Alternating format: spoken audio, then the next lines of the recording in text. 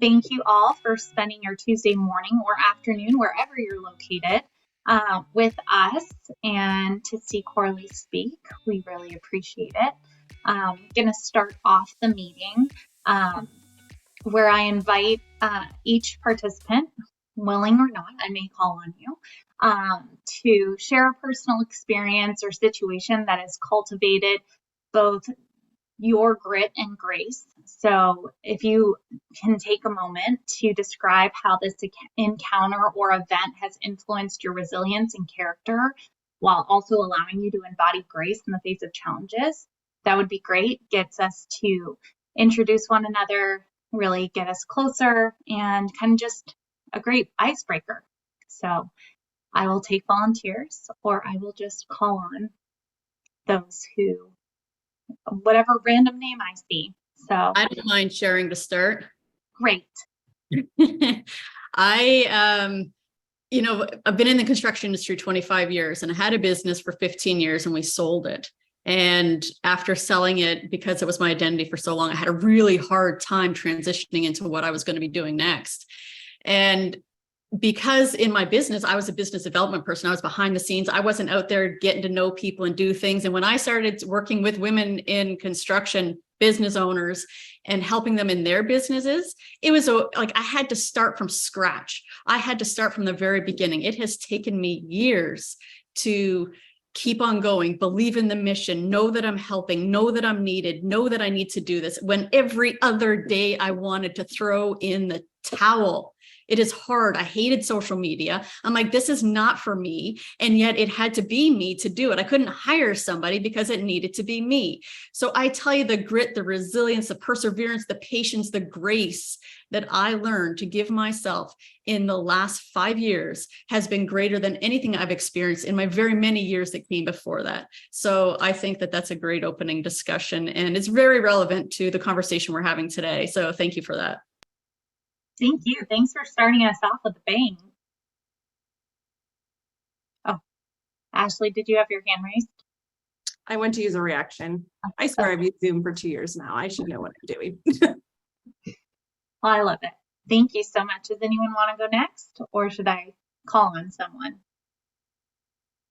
I can go next. So this was almost 2 years ago when I started at Service Titan, new to the industry and everything. So it was a little bit of a change for me to get to know what was going on as well as the software.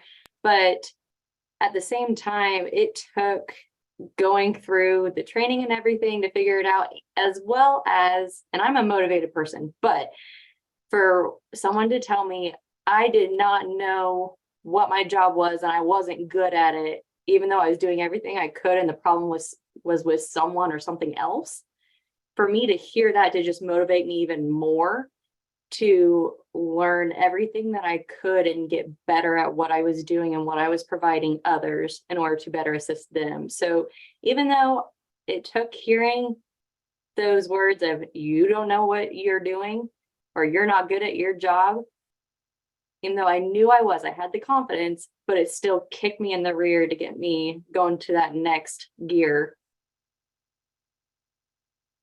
That's me, and thank you for all the birthday wishes.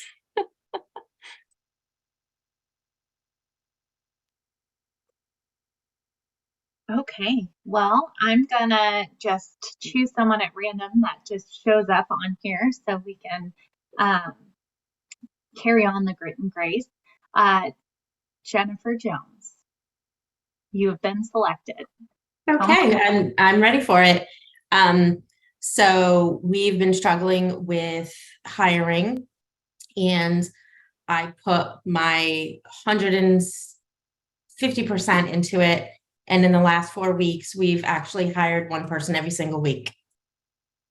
So it was a lot of work, a lot of effort, a lot of time spent, but I did it. I got 4 people. One person started each week, so it was kind of a nice little gradual. And we're nearing, so then the last person starts next week. So then I'll have a little bit of break and catch up on everything else. I love that. Thank you so much. That's fantastic. I'm gonna just call on one more unless I have any other volunteers here? No? Okay. Thanks, Justine. Thanks for the warning. I am going to choose, let's go with Jessica Smith.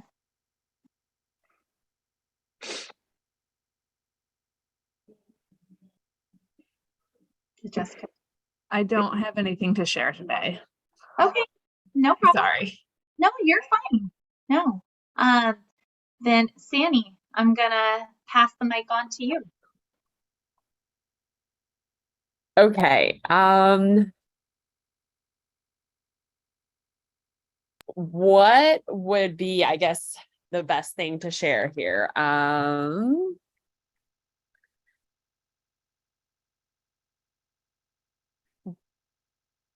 Do you just want us to give a kind of experience? Yeah. Service Personal or professional. Something where you had to endure something and then you went out with it gracefully and you learned and you grew and made you a better person.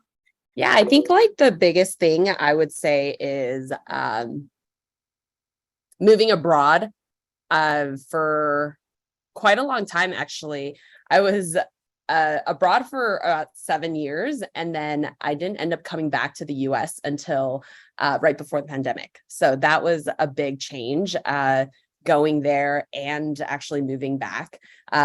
Moving away, I thought it was going to be really easy. Right out of college, I left, and when I was in college, I studied abroad a few times, and I was like, oh yeah, it's going to be a piece of cake. But definitely when you actually move to a different country, not having any kind of support systems, I think is one of the hardest things to do. And moving from like different countries every couple years is even harder. So that's probably like the biggest change or obstacles that I've had to go through, is kind of starting over every couple of years. And then finally, after kind of like 7 years, I was like, not doing it anymore. I'm moving back. Didn't know the pandemic was going to happen, but I moved back January 2020 and then joined Service Titan in March of 2020. And I didn't know it was going to be a pandemic. So that's probably the biggest like changes like throughout the last, I would say, 10 years. Great. Thank you for sharing. Yeah, that's a whole nother experience where you grow exponentially and don't even realize how much you grow until after, like you're in it, and then you realize like, wow, I really learned a lot. So thank you. Yeah, there were many times where throughout, I guess every time that I moved, it was, I said I wanted to like just move back, like with all my family being in the US and whatnot. And I didn't do it every single time. I felt like I wanted to do that. I didn't do it. And until after I guess 2020, and it was time where I was like, okay, this would be a good time to just come back.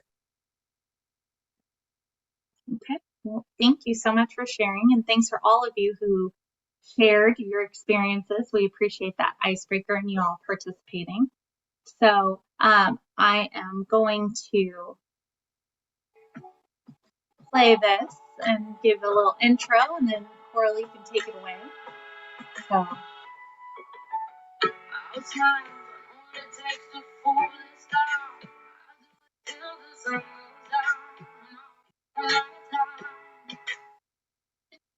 So, it is our honor and pleasure to welcome you to today's meeting. We have a truly exceptional individual with us, someone who embodies the spirit of leadership and is actively shaping the future of construction. Allow me to introduce Coralie, a remarkable professional with an impressive 25-year journey in the construction industry. Coralie's expertise extends far beyond her own thriving trade business, as she goes above and beyond to empower and inspire women in construction and the trades to build successful businesses of their own. Coralie understands the challenges faced by women in this traditionally male-dominated field, and she wholeheartedly believes that in their potential to achieve remarkable feats. With her extensive experience and industry know-how, Coralie offers fractional COO services, assisting construction companies from within, and she helps them optimize their operations for profitability, flexibility, and freedom. But Coralie's contributions don't stop there. She's also a dynamic speaker and trainer, dedicated to strengthening leadership skills and cultivating a vibrant company culture that fosters employee retention. Her passion lies in changing the reputation of the construction industry, and she fearlessly leads the charge towards that transformation. In Coralie, we witness the embodiment of a true leader, one who not only excels in her own pursuits, but also selflessly uplifts others along the way. Her commitment to promoting diversity, inclusivity, and women's empowerment in the construction field serves as an inspiration to us all. So without further ado, let us give a warm and enthusiastic welcome to Coralie as she takes the stage, prepared to be enlightened, encouraged, and empowered by her insights, expertise, and unwavering dedication to building a better future for the construction industry. Wow. I did not write that one. That was great. Thank you so much. I wanted to start by saying thank you to Lady Titans and Ashley for inviting me to be here today. I am really excited to share the information, and hopefully I can help a few people to think about things differently than maybe you have in the past, and open up a whole new world of possibilities for you in your position in a leadership role. And there's no PowerPoint to go with today's presentation, so please feel free to ask questions at any time as I move through the ideas. I am happy to have this be an open discussion on the ideas presented, because they may be new ideas to some of you, and I think it's a really important conversation just to see what the possibilities truly are, and what this information could mean for you in your role. And whether you're an administrative helper, an office manager, or even a business owner, these ideas are directed to any one of these groups. And although I may refer to one or the other, know that they are applicable to any leadership role, regardless of the one that you hold. And so, yeah, I sort of have a small screen here. So if anybody has anything they want to say, you can either raise your hand or just break in. I have no problem. It's very casual. And like I said, the information, I want to share it because I think a lot of lessons that I have learned, I wish that I knew this stuff many years ago, and I'm hoping to give it to you guys sort of earlier in your careers where you can make it more useful as you go forward. So yeah, my screen is kind of small, and so I have my notes as well as the Zoom, so I can't see everybody. Raise your hand, speak out, cut in. I'm not offended. It's not formal in any way. So let's get started. I see the future leaders of the construction industry being right here in this Zoom room, and that's right. It's women. And I wholeheartedly believe that the leaders we need to change this male-dominated, or as I like to call it, a male-populated industry, it'll take us to do that change and to attract the next generation of talent. It is high time that we recognize and embrace the immense potential and capabilities of women leaders in this field. And today I will share with you why women are poised to be the leaders of the future in the construction industry, the secret key to our power to lead the next generation, and explore strategies for how we can build and support high-performing teams. I'll share with you what it looks like to be the leader this industry needs, to have your people thrive, and to attract new people into the industry. And I'm going to start with a little story. This was just over 20 years ago, and I was building a trades business from the ground up. It started out as just my husband and I. My husband was the skill, and I was everything else. I had a background in construction. I had project management. I was on site. I did contracts. I was a master organizer with corporate experience in the construction industry.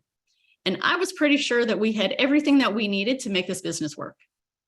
And we were really good for probably the first 3 or 4 years. We had money in the bank, the work was coming in, people to do the work. We had money at tax time or to pay our vendors, to pay our employees, and even to pay us. I was making decisions and we were growing and life was good. And I was good at this. I was like, I knew we'd be good at this. And then we grew. fast forward a bundle of employees and a big mess later, I realized I could no longer do all of the things on my own. If we were going to survive, I needed others to step up and start making the decisions, and they could make things happen instead of it always being me. I just couldn't be in that many mental places all at once. And I knew if I wanted to grow, I needed to rely on others to help me. And what I learned very quickly was that my unintentional approach to leading was about to backfire. Up until this point, I was the one that made all the decisions and others just followed. After all, it was my business and it was my job to do that to some extent. And that's kind of true because I was when it started. However, when it came to time to have others to step into those leadership roles and make decisions, my team wasn't used to being in that position. They weren't used to making decisions, and they'd either just agree with me or go along with me. So when it came time for them to take on the responsibility, they would always come to me and, with their decision and be like, this is what I'm thinking. Do you think it's okay? Like they just didn't own the decision, even though I was the one that I trusted them and I gave them the responsibility saying, yes, this is yours. They didn't trust themselves to make what they thought were my decisions. And this was an obvious lesson I learned quickly. And since then, I've been on a mission to be a better leader, and more importantly, show others how to be great leaders, because that's what our industry needs more of.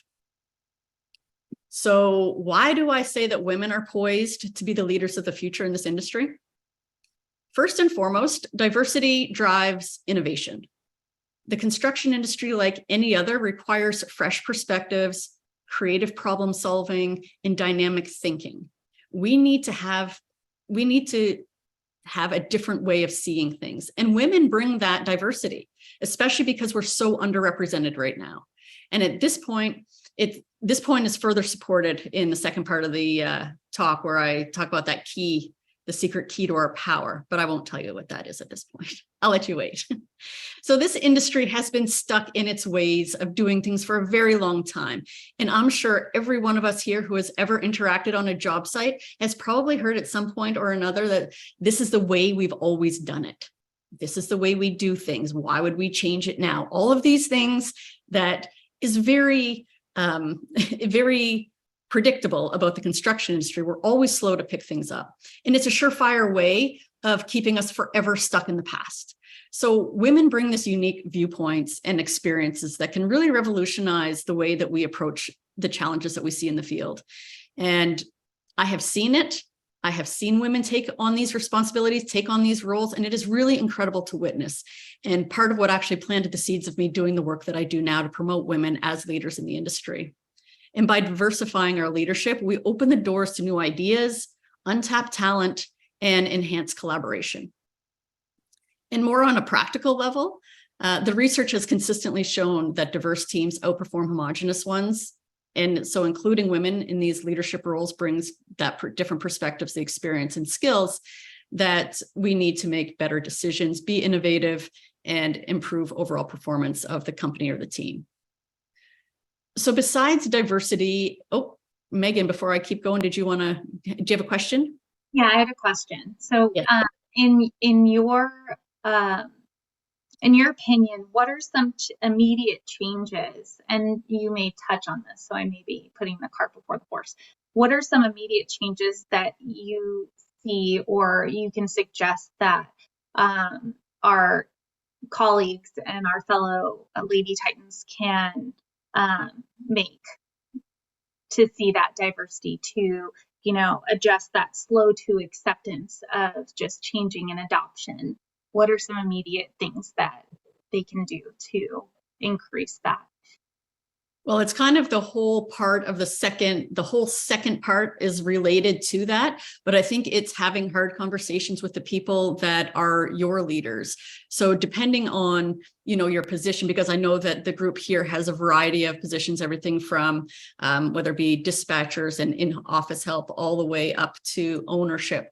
So it would depend on your position. However, I think it starts with having hard conversations and introducing the ideas of what is possible.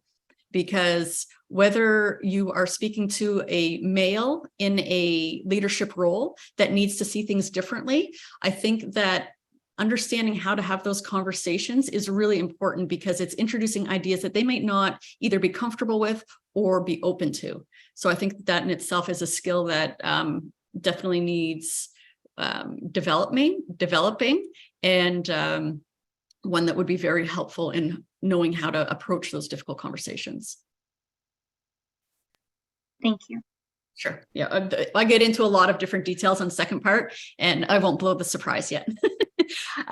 So besides diversity and providing a different perspective to support innovation and growth, women have unique qualities and strengths that make them naturally great leaders.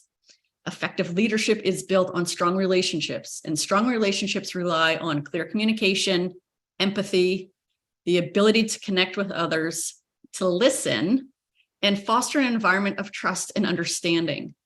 These skills are invaluable when it comes to managing teams, negotiating contracts, and building relationships with clients and other stakeholders that you work with. Studies have shown that women tend to possess excellent communication skills, empathy, adaptability, and a collaborative mindset. And I'd wager a bet that each one of you here probably has an example top of mind where you have experienced this ability to connect with the people around you. It is something that we are typically more skilled at doing. It's creating those connections. In addition to that, these traits are invaluable in an industry that requires effective coordination, teamwork, and relationship building. Women leaders bring a fresh perspective and a holistic approach to problem solving, which can lead to better outcomes and sustainable practices. And these are all traits that contribute to building strong relationships. And these days, success in business and in life are built on relationships. That's what we are longing for. That's what we need. And that's where success lies. So those are some of the practical traits or qualities that women have that lend them to being great leaders. Next, I'm going to get into what I believe is the secret key to your power to lead that next generation. And I'm just going to see if anyone wants to wager a bet or a guess as to what I believe that key trait is that is required for great leadership. Does anybody want to take a guess? You can just unmic and pop in. Grit or grace. It's a good one. It's a good one. Not quite the right one, but part of it. It is part of it. Anyone else want to wager a bet? Maybe humility. Oh, it's a good one. Also, yes, we need that for sure. Coachability. It's a big one. These are all sort of good pieces of the puzzle. Empathy, I see Felicity is also put in there. Communication, absolutely. Let me answer with a question. When you think of the word vulnerability, what do you think, or how does it make you feel? Anybody want to hop in on that one?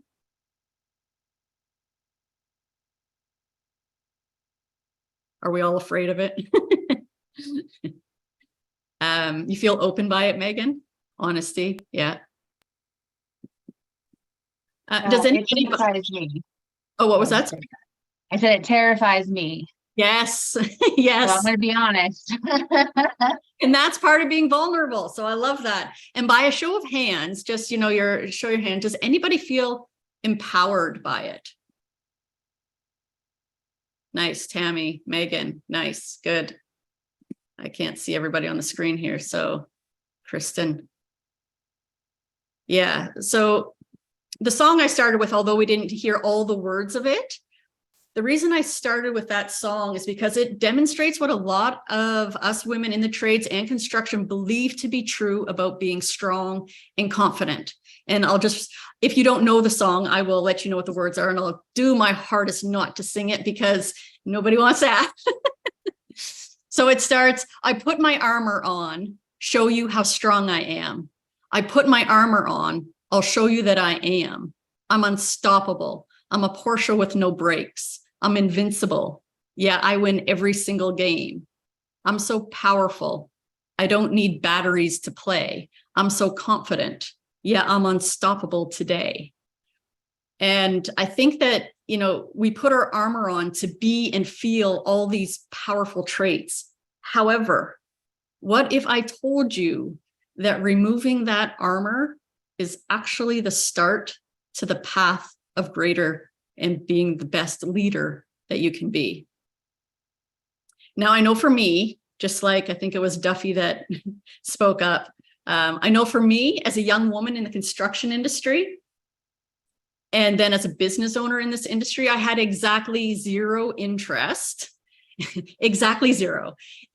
ever showing any form of vulnerability. After all, I was a strong woman who could do anything. I wasn't about to expose any weakness. Man, how I judged people that I thought were weak for showing their vulnerability. And it's very interesting and amazing how life has this way of serving you your judgment of others on a silver platter. And this is what I learned. The guard, or that armor that we have up to protect ourselves, the one that covers all of our imperfections and insecurities, is the wall or the barrier between where you are and where you want your life to be. And I'd like to say that I grew and evolved and acquired knowledge and experience that led to an understanding of myself with a wild epiphany of how my world could be different if I embraced vulnerability and then made a decision to do things differently and practiced and became better until one day I recognized the power of being vulnerable and lived empowered ever after. However, the truth is my embracing vulnerability as a superpower was almost instantaneous. I pushed myself so far into a corner, I had no way out, and there was no choice given. The moment of truth for me came about 14 years ago. I had 2 young kids, and I was pregnant with my third. We were just wrapping up building our home, which I was the contractor on. It was 2009, and we started building just before the market collapsed in 2008. So this was an extraordinarily stressful time because the value of our house had dropped by more than 20% after we took it down. So we demolished our house and we were rebuilding. 20% was the decrease. And our bank withdrew the mortgage construction that we were pre-approved for just as we were wanting to draw on it. If you build or have built your house, you know that you have to put all your money in first, and then the bank steps in when your money is done, and then they do their part. So they withdrew that, and we had no money and less than a half-built house. We were running a business that was a mess and struggling. I didn't want to let our employees go because they were good people. However, we were hemorrhaging money between the build and the business. I was carrying the weight of the world because, of course, I couldn't very well let anyone know that I was struggling in all of these areas. I'd be seen as weak and a complete failure. Until the moment came that I was weak. I was so weak from holding it all in that I broke. And it was vulnerability that came to my rescue. And that was in the very threatening form of having to ask my neighbor to watch my 2 young kids for about 10 minutes while I went to meet a delivery. You see, I wasn't even willing to do that. I wasn't even willing to ask a neighbor to help me out. It's like, no, I'm good. I got this. I can do it. I don't need help. I saw the risk of appearing incapable of managing my own stuff as a threat to my identity. I used to feel pride when people would ask me, how do you do it all? And now I just look back and I just roll my eyes because it's like, yeah, I do it all. But what was I proving to who and for what? And I think that although the scenario is pretty anticlimactic, that changed my whole life. And the reality is, for us strong women that think we have to do it all and never show an ounce of vulnerability by asking for help, even in the littlest amount of help, people will offer you help and you're like, no, I got it. I'm good. It just doesn't serve us. And in that moment that I considered a moment of weakness for me, I saw a whole new world of possibilities. Suddenly it dawned on me that just because I could do it all didn't mean I had to. And clearly I had reached a point where I couldn't do it all anyway. And my neighbor was happy to help. I think that's the key that we often forget, is that people want to help us. So what I also realized in that moment is that when I don't take on everything, I actually have space to do more important things. And in that moment, the weight of the world was lifted off my shoulders. It was like my friend reached out to me and said, let me get that for you. She gave me the permission that I needed to be vulnerable. And ever since that moment in my life, I have been learning and growing and figuring out other ways to use this superpower and let other women in my shoes and those coming up behind me to know the freedom is on the other side of all that armor that we put on to protect ourselves. We just need to drop the armor. The secret power lies in our willingness to let our guard down and embrace vulnerability. Vulnerability is the strength that enables us to connect with people on a deeper, more meaningful level. And by embracing vulnerability, we can foster genuine relationships, we can build trust, and most importantly for us here, inspire others to follow our lead. Because that's the point here, is to be the leader that this industry needs moving forward to keep people we already have and to attract the new people that we desperately need. I'm not seeing comments here. Let me just see if I can. Is there anything that I should be aware of in the comments here? Amy said, I guess there's a first for everything. Today it's crying on a Zoom meeting. Oh, I'm glad that you resonate with this because it's been such a, wow, thank you. I'm glad that this is really hitting for you guys. It's something that, you know, as women, we are so incredibly protective of ourselves. And when we recognize that that is not serving us and the better part of us is on the other side of that protection, it's a game changer. I tell you, it's a game changer. And I hope that this opens up the opportunity and the possibilities for more of you. That's great. Thank you. And so what I was going to carry on with is that I know that this is probably a really uncomfortable idea for some of you. And I know that for my clients, for example, in the beginning, they like the idea and they can understand the logic behind it and are still completely unsure how it looks and believe it's a good idea for others, just not for them yet. So what I want to get into here is telling you what vulnerability is not. Because I think some of us, you know, think it's this, you know, everybody is peeking into our window and can see everything. And that's not necessarily it. So first and foremost, vulnerability is not weakness. That was my biggest myth about it, was that I thought it was weakness. And it's just not. Vulnerability does not make you weak. It actually is a demonstration of bravery and courage. I truly believe that vulnerability is a superpower because it does take bravery and courage to be vulnerable. And when you're okay with being vulnerable, it allows you to be more in control of your own outcomes. You can't control other people. You can't control how other people are going to respond. You can control yourself. And you don't have to suppress or hide or pretend to be or do or have anything that you don't. You don't need to pretend to be something you're not. And vulnerability is also being okay with who you are. A big part of vulnerability is self-acceptance. And I know I struggled with self-acceptance a lot, always setting those higher standards for myself than anyone else and getting down on myself for hard days or not meeting my expectations, not being where I wanted to be at certain points in my life, or blaming myself for bad decisions and on and on. All of these things that we always do to ourselves. And it was part of this journey of discovery where I learned to give myself grace and start speaking to myself like I would a friend. And let me tell you, it has made a world of difference. I have been able to take the pressure off that I always had on myself and learn to celebrate achievements and maybe, just maybe, give myself a pat on the back occasionally. I encourage you to think about self-love and how that sits with you really. And I would ask you, would you be happy to speak to your friends the way you speak to yourself? I think it's one of our biggest issues is just being our own biggest bully. Our heads are a very dangerous place for us to be, and it's a place we can't escape. So I would encourage you to consider that.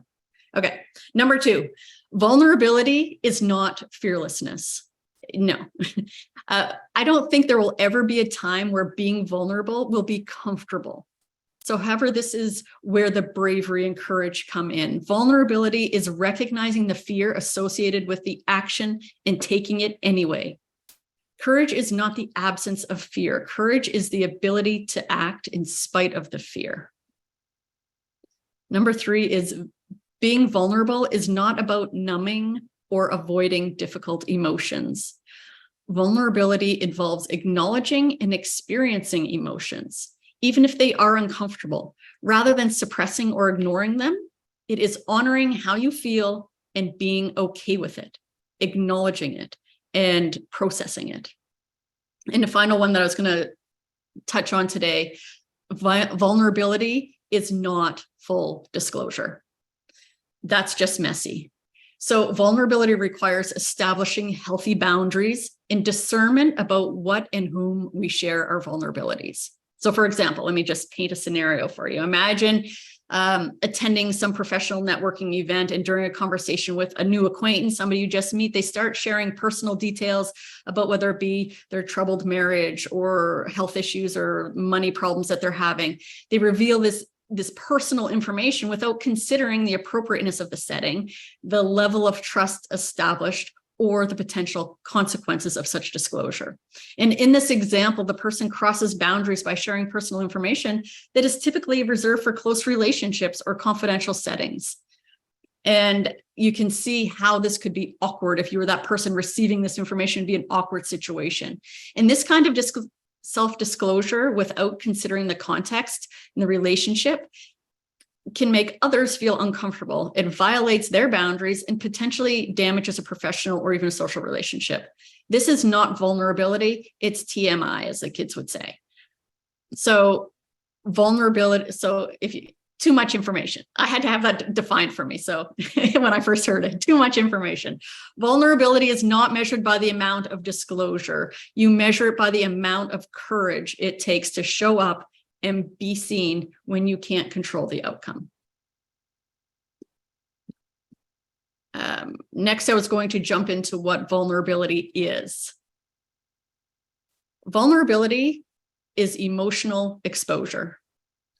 Vulnerability is allowing ourselves to be seen, to be open and honest about our emotions, our fears, and our struggles. Again, in the appropriate environment and with the appropriate people. It requires embracing uncertainty and risking emotional exposure. And while vulnerability can be uncomfortable and even frightening, it is necessary for personal growth. It is necessary for meaningful connections with others, and it is necessary for leading a successful team or business. Vulnerability, number 2 here, is vulnerability is risk and uncertainty. Embracing vulnerability leads to courage because it involves taking risks and stepping outside your comfort zone into uncertainty, where you can't control the outcome of others, in an effort to pursue growth, connection, and authenticity. There's a lot of talk these days about being authentic, and being authentic requires vulnerability. And I think a lot of people get those things mixed up. They think being authentic and being vulnerable is out there with TMI. And that's not it. That misses the mark. You are taking the risk of being rejected by those that are potentially close to you or matter to you. That's the risk that's involved there. The third thing is vulnerability is a courageous act. It requires us being willing to be seen and known, facing our fears, our insecurities, and failures head on. By being vulnerable, we confront our inner doubts and become more resilient, developing the courage to persevere in the face of challenges. It's taking action despite the potential for discomfort, criticism, or even failure. Fourth thing was vulnerability is the foundation for deep connections and meaningful relationships. It allows us to establish trust, empathy, and understanding with others by creating spaces for that authentic and honest interactions. When we're hiding behind our armor, we can't truly connect with people. And finally, the last point that I was going to touch on about what vulnerability is vulnerability includes accepting and embracing our own imperfections, our limitations and vulnerabilities. It involves recognizing that being human means being imperfect, and acknowledging that vulnerability is an integral part of our shared human experience. And it's okay. It's okay. We all experience it. And I firmly believe that vulnerability is the foundation upon which courage is built. It is a powerful and transformative force that allows us to connect deeply with others, embrace our imperfections, and build resilience. It requires a willingness to lean into discomfort, be authentic, and show up as our true selves, even when it feels hard. When we allow ourselves to be vulnerable, we open up opportunities for growth, learning, and ultimately for true leadership to emerge. And that leads us into our final point, which is the strategies for how we can build and support high-performing teams. And before we jump into this last piece, I just want to open up the floor here to give anybody the opportunity to speak or ask questions or voice anything that they want to voice with regards to what we've covered so far.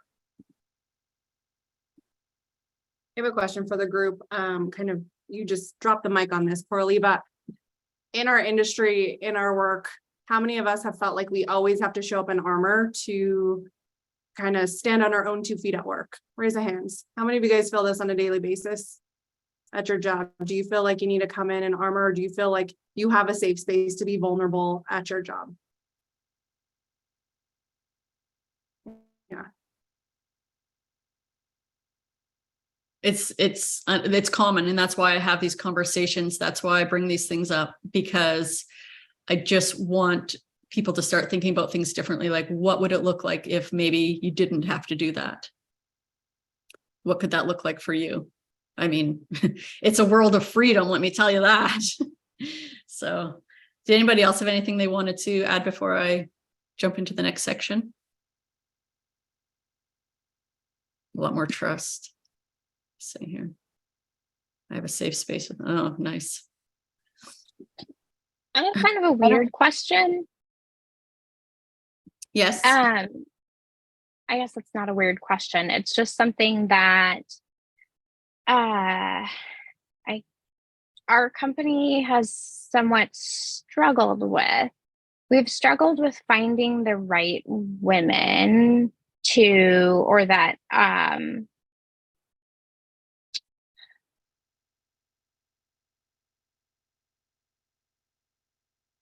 do I even phrase this? I feel like we've found off and on, we've either found people who are too young or people who lack kind of the drive to keep going and grow in an environment that isn't necessarily super female friendly. And then secondarily, the other thing that I found is, like, recently, a number of people that we have either interviewed or done like trial hiring with, there was one gal who had never worked in a predominantly male environment. She literally had only ever worked in a female dominant environment. And so she kind of, I jokingly after the fact referred to myself as her, like her security blanket. Sorry, I'm trying to ignore this call. I don't know if it's popping up on sound here. But I found that it made her terribly uncomfortable, and she was unable to perform in her duties because it was just a situation where she didn't feel she could talk to our team. She didn't even feel she could go. She was in a class with the rest of our guys. We were doing a masonry class, and she didn't feel like she could ask where a Band-Aid was or where the first aid kit was. And she didn't feel comfortable sitting at the table in our meetings. She kind of tucked herself into the back and like in the corner, and I invited her in. My guys invited her in. They're super good about including. I just don't know, like, I think that a lot of that is their own insecurities, their own lack of confidence or uncertainty about being in those types of situations, especially if it's something that she's not used to. However, these types of things that I'll get into this in the next part, although I'll be quick with it. I'll summarize it a bit better than it's written out right now.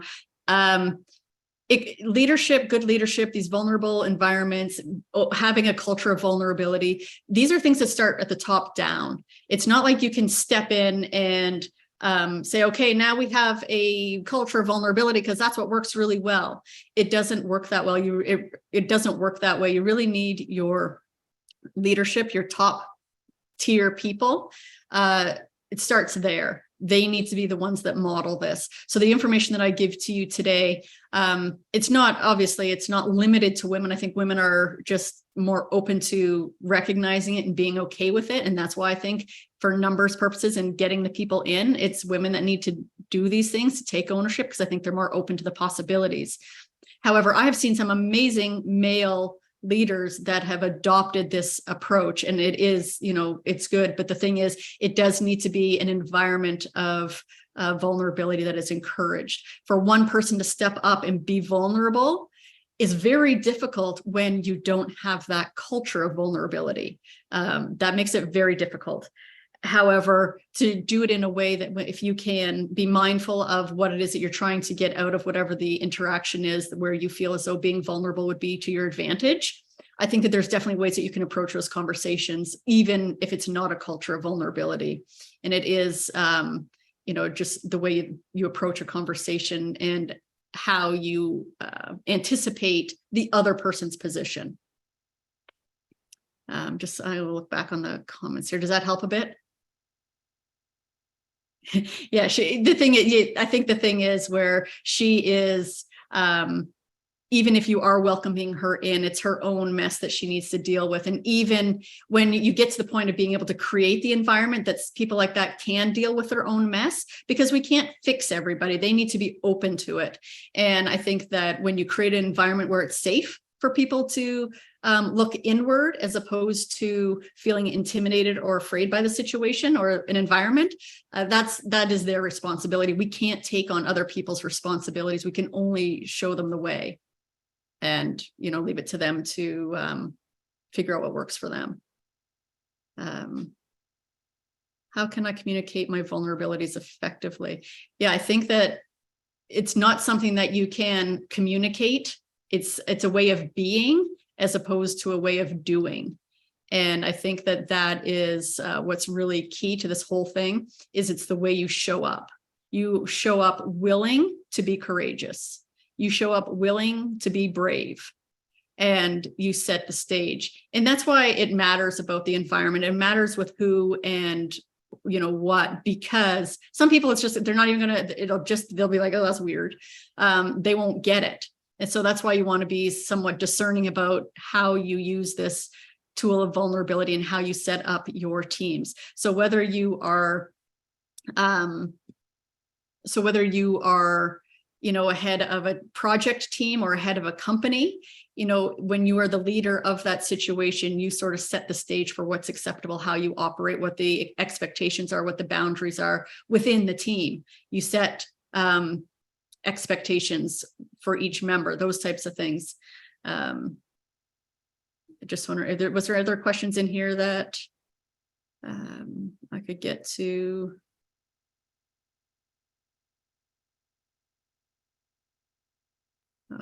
Okay.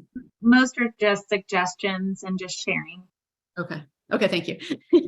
So let me, because for the sake of time, I'm going to zip through this last part, going to summarize a bit.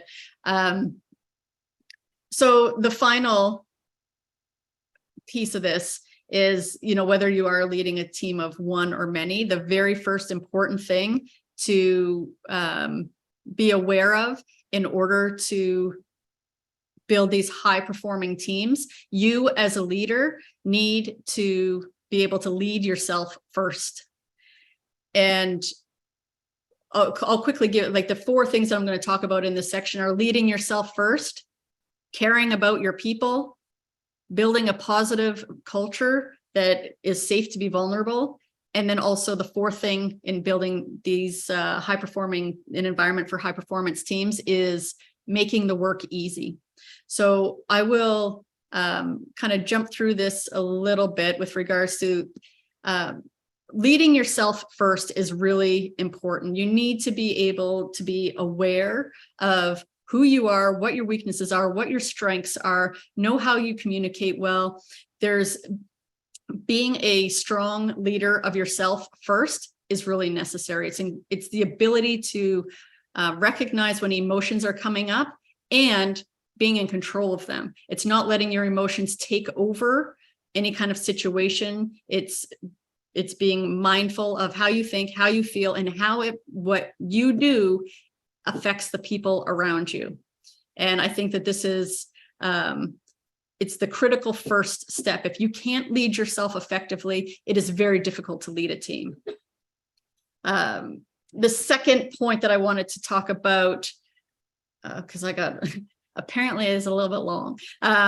So the next point that I wanted to talk on, the second thing that you need to do is to care for your people. This is whether it's in a small group that you're leading or a large company, small company, whatever, you need to establish yourself as a leader in your own life. And then the second part is to show your team that you genuinely care for them.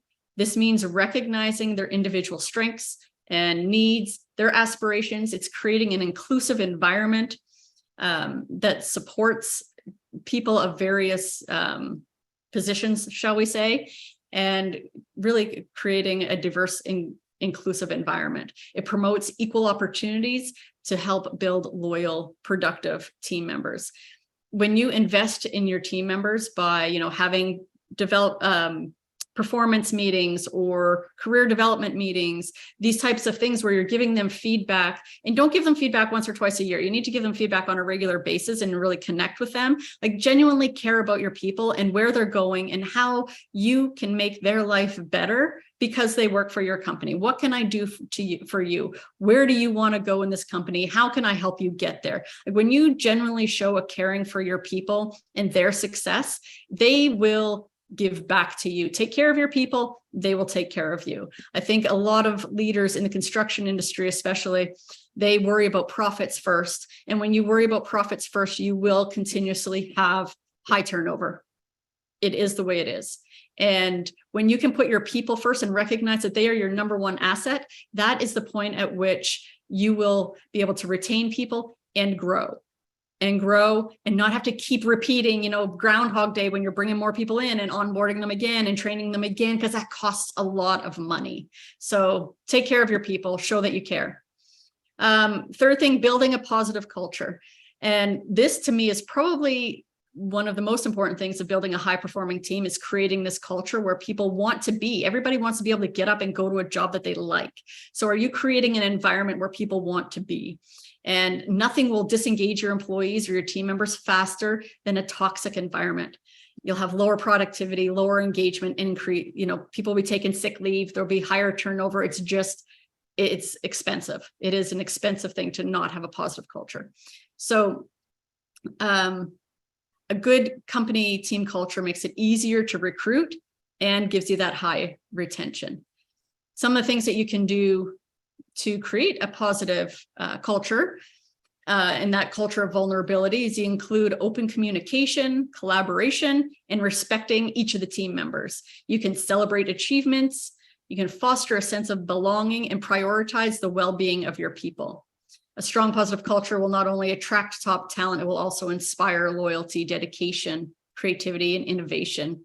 So I think that some quick things that you can do to create a positive culture are have clearly defined values, share them with your people, and make sure that your people actually buy into them, that those things are also important to them. Because if you can do that, if you hire people according to your values, then you will naturally create the synergy between your people. Everybody is working the same way. Let me demonstrate. Yeah, I'm just zipping through here. You want to create an environment where people are feeling like they are contributing to something that's greater than themselves. People don't want to be punching a clock anymore and just showing up. They want to feel true connection at work. Having an environment of fairness where people know these are the things I need, the steps I need to do to promote myself, to get higher up, to be successful, and then actually apply those things fairly across the board. Apply discipline fairly across the board. There's no favoritism. Things need to be seen as fair, transparent, and the trustworthy of the at the leadership level. Those leaders need to feel, or the people need to feel as though they can trust their leaders. People want to feel valued is really what it comes down to. A lot of people will leave a job because they don't feel they are valued there. So I would encourage you to do what it takes for people to feel valued. Okay, the fourth thing for building these high-performing teams is to take care of the work. This is, to me, the thing where people fall most often, and is really unfortunate because, you can have a really great culture and, people trust you and like you and are happy to be there and are contributing, but you don't have your work organized. You don't have processes and systems in place where coming to work is easy. And this creates a lot of frustration because in our industry, there is a lot that goes off the rails in a good day. So the more predictable that you can make the work and the easier it is for people to get answers or know where to go to find answers, the easier it is for them to be at work, the less they need to fret or stress out or not know or feel inadequate because they don't know where to go. When you can give your team the tools they need to be able to be successful, that's the point at which you tie all of these things together. It's, taking care of the people, taking care of the culture, and taking care of the work. Bringing those things together as a leader, that's the point at which you can really create a team that is productive and happy. So I sit here before you today, not as someone that has all the answers at all, but I have had a lot of experience in this industry in a long time. And I truly believe that women have the power here to lead this industry. I challenge each and every one of you, regardless of what your position is within your company, embrace your vulnerability to confront your fears head on and step into your role as a leader that this industry needs. Thank you. Okay. That's what I got for you today. So many amazing takeaways. There is one question. I just want to make sure that Alicia's question was asked before we go into just the free-for-all. Is there a handout with these points that you can share? Those four. I can put something together. Yes, I will put something together for you because I agree. And it's a lot of information. It's kind of like a little bit of a fire hose, but I think these are kind of all the pieces that come together. So yeah, I will put a PowerPoint. I'll put a PowerPoint together and pass it along. Thank you so much. We appreciate that. Angela, did you have a question? No. No, I'm sorry. I was actually just trying to clap. Yay. Oh, saying hi. Hi. Did anybody else have anything that they wanted to ask or need clarity on? I kind of zipped through that a little bit quickly. All right. Well, apparently I had 2 minutes to spare, so. Well, thank you so much. I think a lot of us are going to have to rewatch this recording because there's so many amazing takeaways. Thank you so much for, shining light on vulnerability and making sure that we're growing and living in that comfort to grow. So I was going to say, anybody who wants to connect with me, if you have any questions on it, if you need anything, I am here to help. I'm here to serve. I really, truly believe in the strength of us as women and in our position that's necessary in this industry. And I'm here to help all of you to be better leaders in what it is that you do. Yes, Dawn, you do rock. Everybody rocks.